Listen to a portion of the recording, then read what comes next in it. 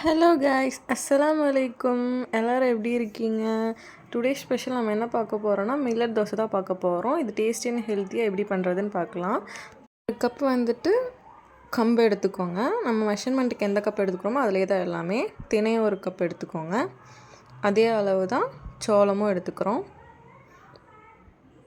வெந்தயம் பார்த்திங்கன்னா 1/2 table spoon. இது எல்லாமே வந்துட்டு ஒரு 6 மணி நேரம் ஊற வச்சுக்கணும்.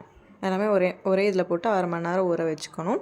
எல்லாம் நல்லா ஊறின பின்னாடி அதுக்கப்புறம் இதே மெஷர்மெண்ட்டில் அவல் இருக்குல்ல, அதுவும் அதே அளவு கப்பில் இதே அளவில் வெள்ளை உளுந்தும் சேர்த்து எல்லாமே 6 மணி நேரம் நல்லா ஊறின பின்னாடி நம்ம கிரைண்டரில் போட்டு ஆட்டி எடுத்துக்கலாம். எல்லாமே நல்லா அரையணும், தனித்தனியாலாம் போட வேணாம்.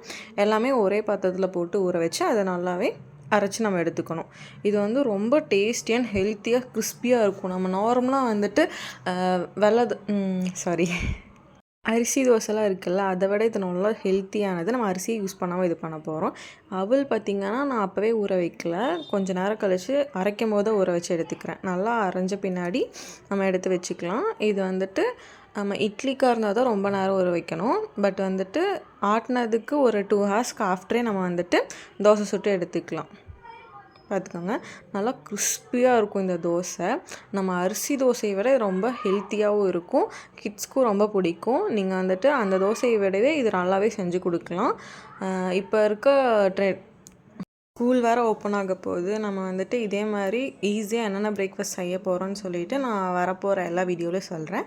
Thank you all. Subscribe me.